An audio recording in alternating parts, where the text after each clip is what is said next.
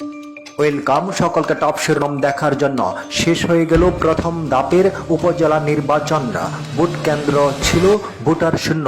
ইতিমধ্যেই নির্বাচন কমিশন আওয়াল স্বীকার করে নিয়েছেন ভোটার শূন্য ছিল কেন্দ্রগুলো।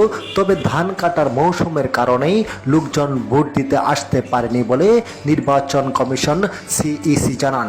সিইসি এও স্বীকার করেন যে বিভিন্ন জায়গায় হয়েছে বিচ্ছিন্ন কিছু ঘটনা, বিভিন্ন জায়গায় হয়েছে কারচুপি।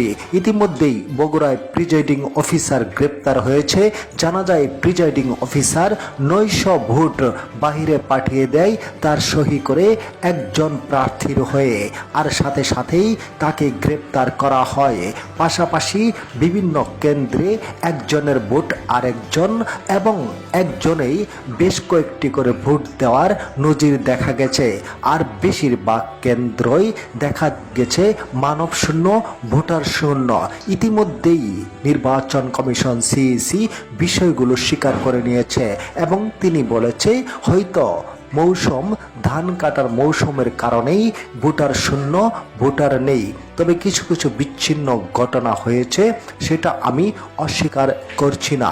বিএনপি বলছে এবারও বাংলাদেশের এই উপজেলা নির্বাচন বাংলাদেশের মানুষ বর্জন করেছে, বয়কট করেছে। তারা নিজেরা নির্বাচন করেও জমাতে পারল না এবারের উপজেলা নির্বাচন। নিউজটি শেয়ার করে